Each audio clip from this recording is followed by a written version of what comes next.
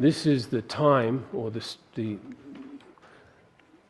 part of David's life where he is in exile. He is on the run, he's a fugitive. We have said this is the anointed king, the anointed future king, who is being hunted by the rejected king Saul. And Saul has attempted to take his life multiple times. In the last chapter, David had an opportunity to take Saul's life, but he did not do it. He spared Saul. He knew that the prerogative to take Saul's life and to bring David to the throne, that was God's work and not his. So he didn't take that into his own hands, but he left it where it belongs, in the hands of God. Was David going to be the next king? Was it predicted and prophesied? Yes, it was. But it was not God's will for David to take the life of the current king, Saul. So that served as a test for David, didn't it? And it also a lesson for David, something so important for him to learn. And David passed that test. In this chapter, David faces another test.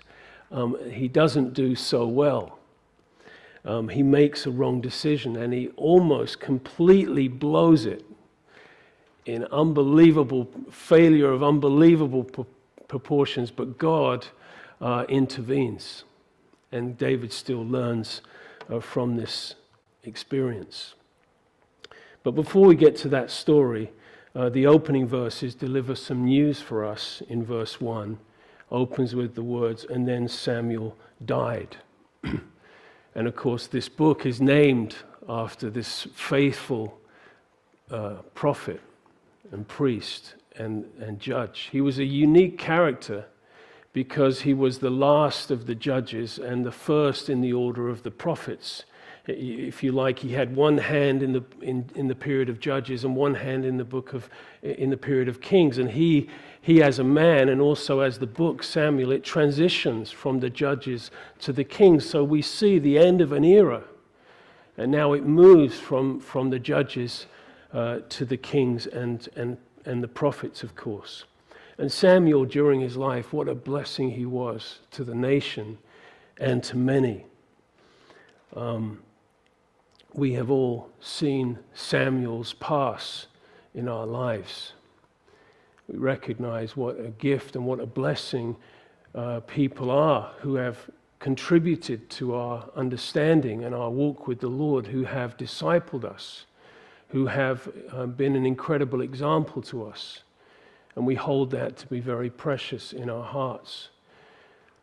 And of course, we want to honor them in our hearts and recognize the gift of having them in our lives. God adds people to our lives for a certain season.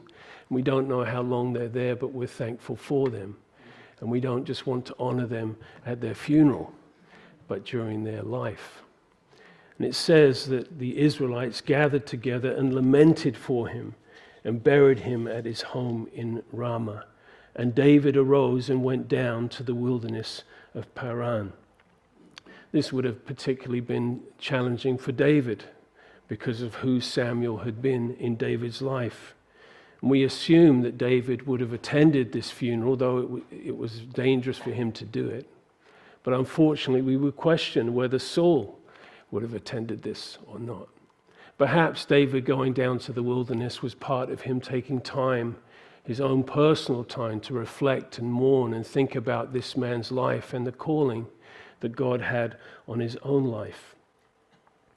And now we go into the chapter, and as we've mentioned, David is not the hero of this chapter, but actually it's Abigail, who is an incredible character in the Bible, and it's a joy for us to be able to consider her today and next week.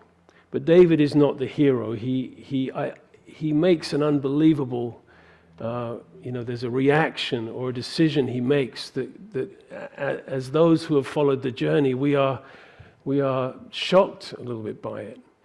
I love the fact that when you read the story of David, as is with many of the Bible characters, you almost cringe a little bit. Oh, really? You're going to do that? But don't we love how the Bible is very real and very raw? It doesn't gloss over these errors and these sins and these failures of the men and women of faith in the Bible. And it serves for us as a very great example of our shortcomings and yet God's great grace towards us. So now it sets the stage of the story and the characters for us in verse 2. There was a man in Maon whose business was in Carmel. This is not the Carmel in the north of Israel on the northern coast, but this is west of En-Gedi by the Dead Sea. And it says, and this man was very rich. Notice it doesn't lead with his name. It leads with this fact that he was very rich, because that's really what his life was all about. There's nothing wrong with riches in themselves. The verse that is often misquoted, the love, that money is the root of all evil. It's actually the love of money that is the root of all evil, right? It's not having money that's an issue, but the challenge that can be in someone's life and heart. It reminds us of Zacchaeus in the New Testament. It also has that description of him, and he was rich. He was very rich. Unfortunately, this story doesn't end as well as the story of Zacchaeus in Luke 19. We might be reminded of Jesus' parable in Luke 12. I'll read it to you. And the character in the parable, the rich man, says, I will say to my soul, soul, you have many goods laid up for many years. Take your ease, eat, drink, and be merry.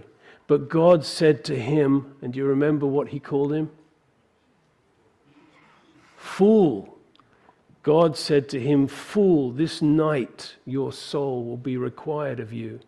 And then whose will those things be which you have provided? And so is he who has laid up for himself treasure and is not rich towards God. And it's that frame and context, really, that helps us now go to the name of this man in our story. For his name is Nabal, and the word is the Hebrew word for fool. And the word becomes very fitting for the story, as we will see. We don't know how he got that name. I don't know. I find it hard to imagine that his parents would have called him that at birth.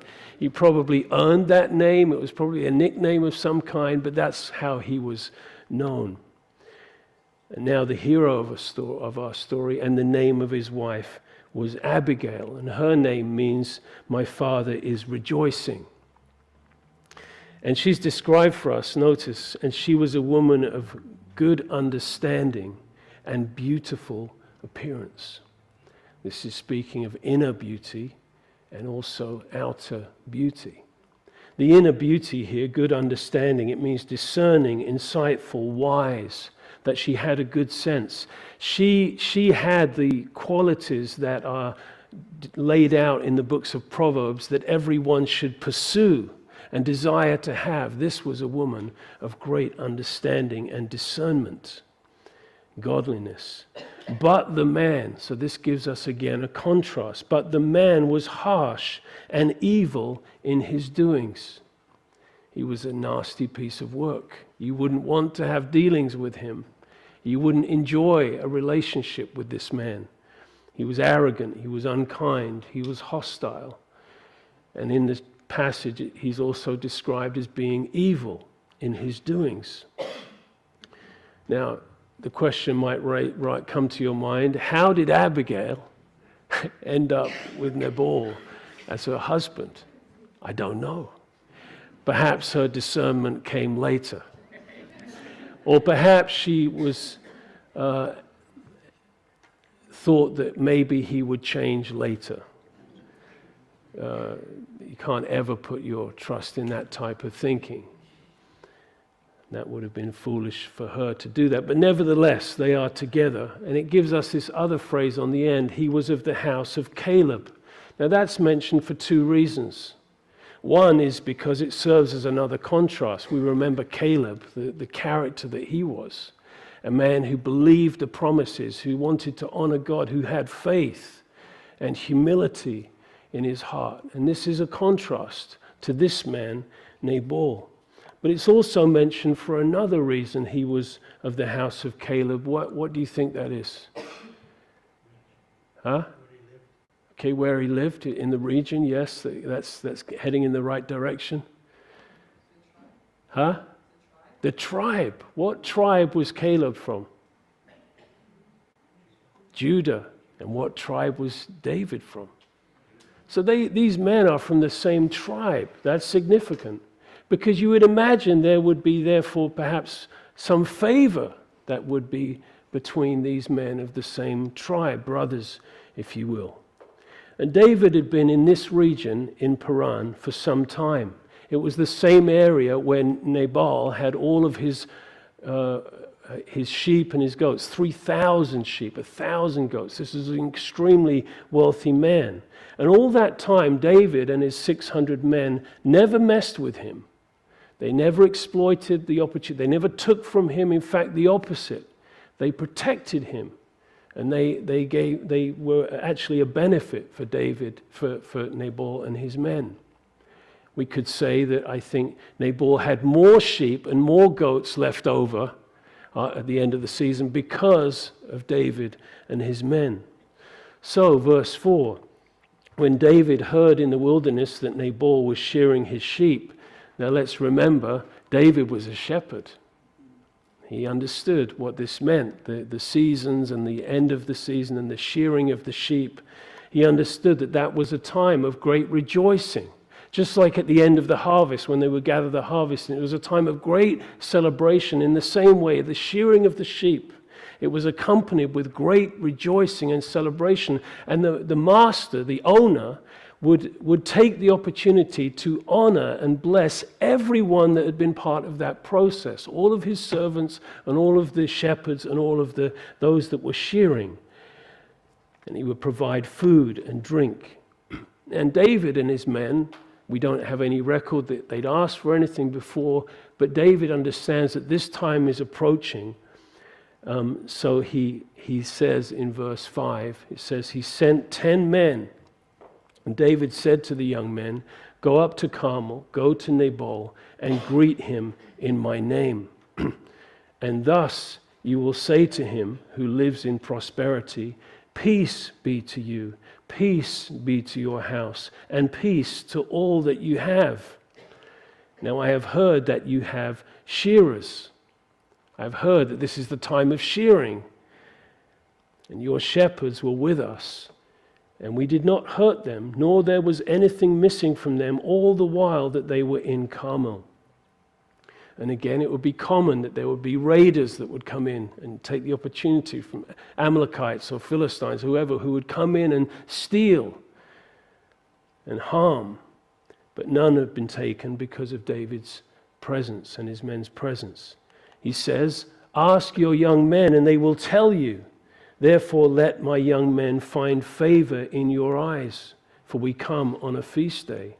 Please give whatever comes to your hand to your servants and to your son, David.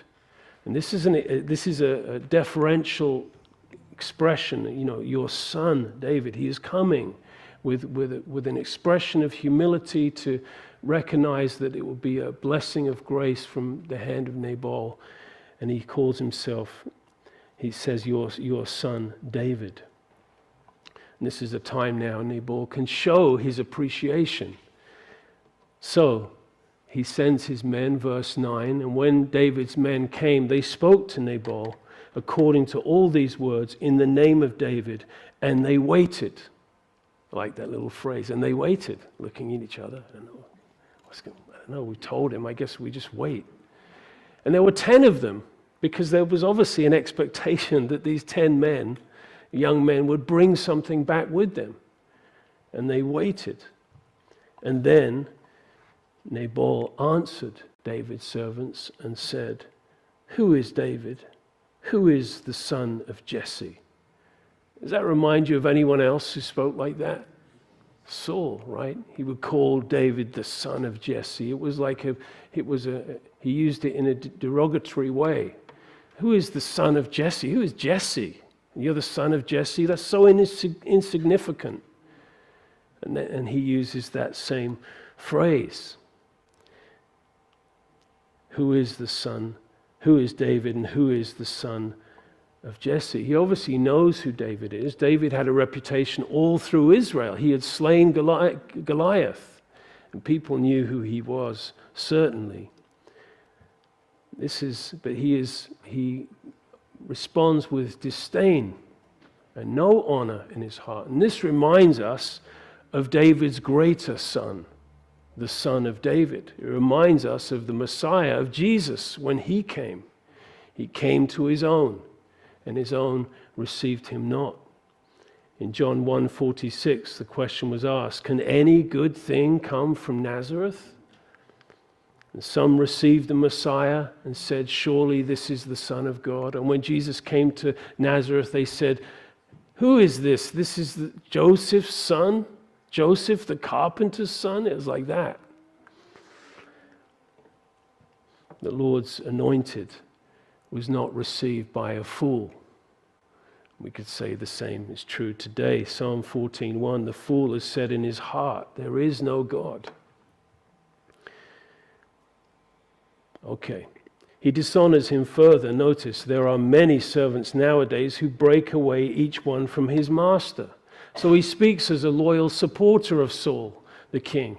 And his interpretation of the story is that David, you are a rebellious servant, that you have broken away from your master. This is how he frames it. So this time people were beginning to recognize that David was the Lord's anointed, but not Nabal. He had chosen to reject that. And he frames it that way. And then he asks this question, verse 11, shall I take my bread? Notice the word my. It echoes through this verse. Shall I take my bread and my water and my meat that I have killed for my shearers? He would have done well to remember what was written back in the Pentateuch, in Deuteronomy 8, verse 17. I'll read it to you, where God says, beware when you say in your heart, my power and the might of my hand has gained me this wealth. And you shall remember that the Lord God, your God, it is he who gives you the power to get wealth. Nabal would have done well to remember that. We reminded of Nebuchadnezzar, my kingdom, all that I have done, right? The pride of the heart. We remember back in Genesis 33 when Jacob comes to Esau, and this is what he says, please take my blessing that is brought to you because God has dealt graciously with me. And that's different, isn't it? That's something so beautiful about that recognition of God's grace. Or he could have remembered the law that was written in Deuteronomy 15:7, where it says, if there is among you a poor man of your brethren within any of the gates of your land which the Lord God is giving you, you shall not harden your heart. You shall not shut your hand from your poor brother, but you shall open your hand wide to him and willingly lend him sufficient for his need, whatever he needs. Nabal would have done well to have had that hidden in his heart and affecting his life, but it was not there. But in his abundance and in his pride and in his unthankfulness, he dishonored David. So verse 12, David's young men turned on their heels and went back, and they came and told him all these words. Now, what was David's response? Okay? All right. What was David's response? He would have done well here to have asked for the ephod. He would have done well here to seek God, to fall on his face before God. He would have done well to have written a psalm right here. But he doesn't do that. He doesn't reach for the ephod. He reaches for the sword. And we read this, verse 13. David said to his men, every man gird on his sword. Now you remember when he sent the message to Nabal, he said, peace, peace, peace. But in this verse, it's sword, sword, sword. Every man gird on his sword.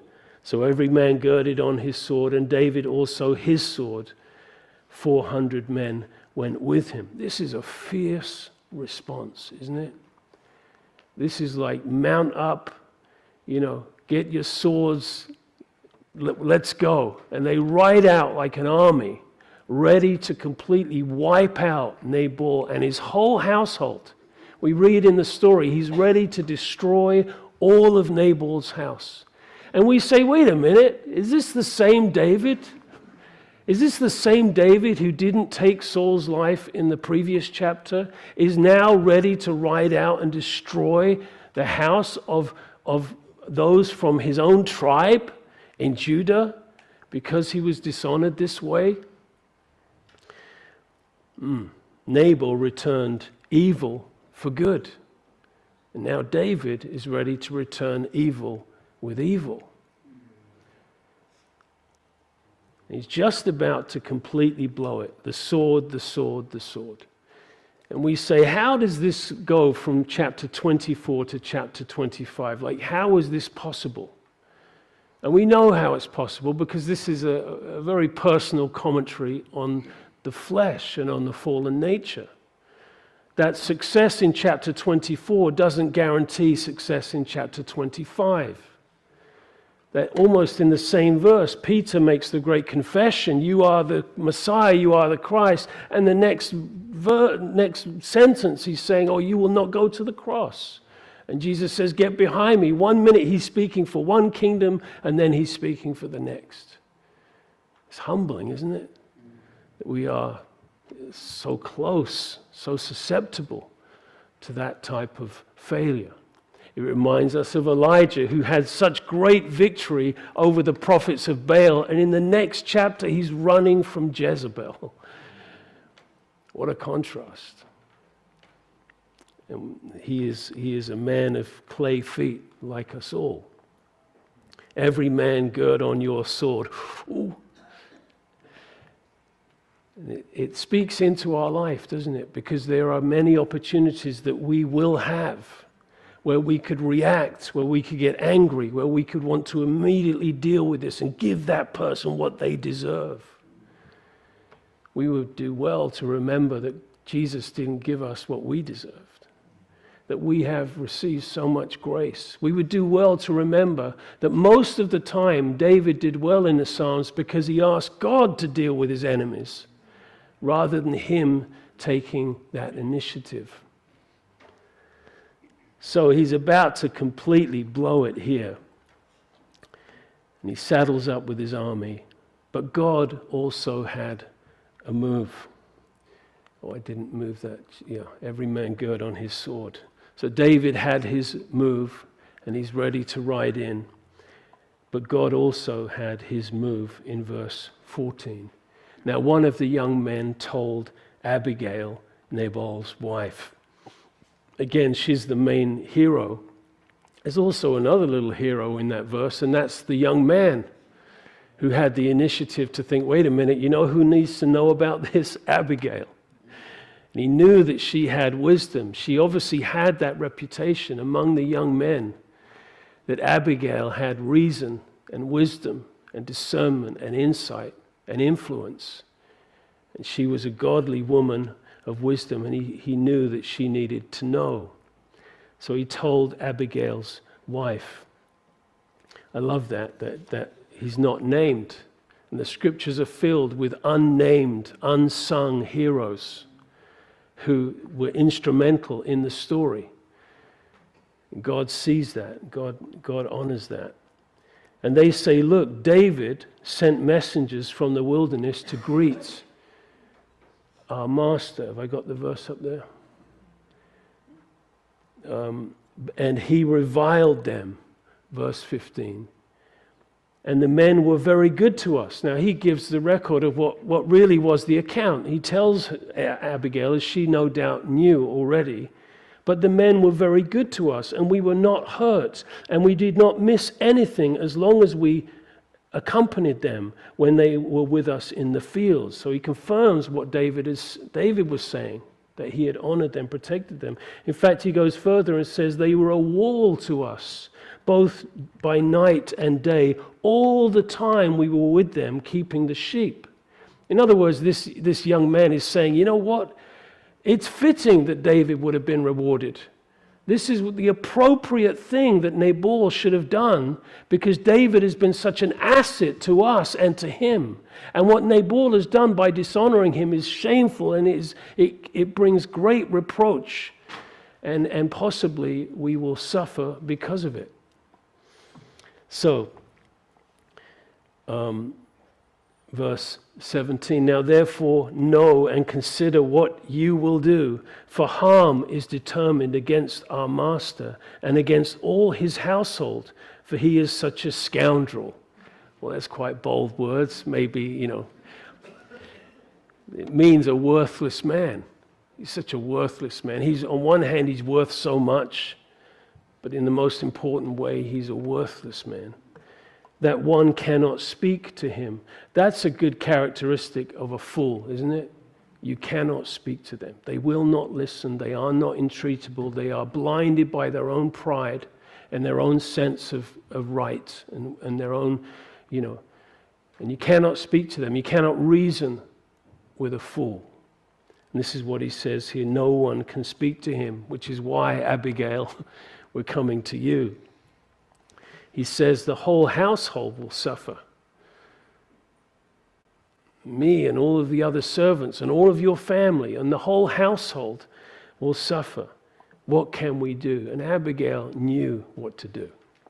Verse 18. Then Abigail made haste. Now, I'm not sure what haste is, but she made some of it. Maybe it was good on the bread. So when you face trouble, have that recipe to hand. And if you need to, make haste, because it may be... No, she hurried. She moved very quickly. She was fast in what she needed to do. She knew what to do, and she said, we have to do it immediately. And we'll discover that the fact that she made haste, the fact that she was quick, is crucial in the story. We discover that if she hadn't done it quickly, she wouldn't have been in time and they would have all died. David says that to her. If you hadn't come to me right now, it would have been too late. So she knew what to do, and she knew she had to do it quickly. She took 200 loaves of bread. That's a lot of bread, isn't it? 200 loaves of bread. 2 skins of wine, 5 sheep already dressed. I don't know what they were dressed in, but they were already dressed. 5 seahs of roasted grain, 100 clusters of raisins, 200 cakes of figs, and loaded them on the donkeys. She is doing what Nabal should have done. She's attempting to save Nabal's life and her whole house, and she is successful in that. Verse 19. And she said to her servants, go on before me, see as I am coming after you. But she did not tell her husband Nabal.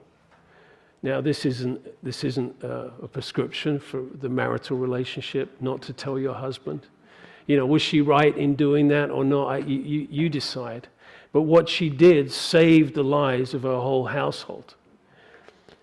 Verse 20. So it was, as she rode on the donkey, that she went down under the cover of the hill, and there were David and his men coming down towards her, and she met them. Imagine that picture, 400 men, riding with a mission. They got their swords, they're ready, and all of a sudden there's this solo, silhouette of this woman on a donkey, and with what she's bringing, and the army is halted, is brought to a stop. There's nothing like a beautiful woman and a lot of food to stop an army of men. This is what's happening. And first we're told why David is moving against Nabal. What was in his heart at this time? This is verse 21. We'll just do a couple more verses. And David had said, so this is what he had said, this is what was in his heart when they mounted up, when they rode. David had said, surely in vain I have protected all that this fellow has in the wilderness, so that nothing was missing of all that belongs to him, and he has repaid me evil for good. So again, he's just framing that idea that they had protected him, they had served him, and now he dishonors them. The Hebrew words for good and evil are 7 times in this chapter. David is about to repay that evil with evil. He's about to get vengeance. His sword is drawn. Proverbs 20:22 says, "Do not say, 'I will repay evil,' but wait expectantly for the Lord, and He will rescue and He will deliver you." But that proverb wasn't written yet, so David couldn't read it. David was not waiting expectantly on the Lord. He was riding quickly to avenge. And also he says in his heart there, "May God do so and more also to the enemies of David if I leave one male of all who belong to him by morning light." He's ready to slaughter every male in that household. This is in his heart. And then God has an answer. God has a provision. God intervenes, and he uses Abigail. It's beautiful in the story, isn't it? Nabal and David and the men and the servants and then Abigail. She is the hero of the story. She is sent providentially in God's perfect time to prevent this catastrophe. So we'll finish here, verse 23. "Now when Abigail saw David, she dismounted quickly from the donkey, fell on her face before David, and bowed down to the ground." And of course, she wasn't on her high horse, so to speak. She dismounted. It was an expression of honor. She fell on her face before David to honor him. And she is the one who will intercede with, not with swords, but with words. Her words causes the swords to be put down. Her words have an effect of saving lives, because gracious, wise words, oh, how powerful they are. And what an important lesson. Oh Lord, please teach us, show us the potential of the tongue, that life and death is in the tongue. But life, is in the tongue. It's amazing that our words can unify, can bless, can encourage, can prevent conflict. There are some people, they speak and they create conflict. And you kind of like, shh. Use your tongue a different way. You can be one who prevents conflict and division and strife.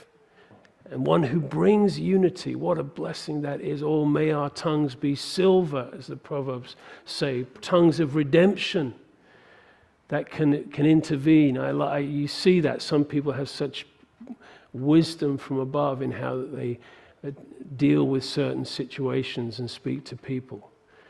And you think that could have turned into a forest fire, and instead that person just came in and gently, okay, good. Amazing. What are the principles we draw from this chapter? I'll read a few that I've put here. Verse number 1. We're thankful for the Samuels in our lives. May we honor them while we have them. Number 2, a fool lives for riches in this life only, but is not rich with God. Number 3, when God tests us, it may reveal our flaws and our weaknesses, but it also serves as an opportunity for personal character growth. And that's what's happening with David here. Yes, the failure, but also God is working in his life. He's preparing him for the time when he will come to the throne. Number 4, do not repay evil with evil, but wait on the Lord and he will answer. And lastly, and this overlaps into next week really, pray for the wisdom of Abigail to minister, to mediate, and to prevent conflict. Let's pray together.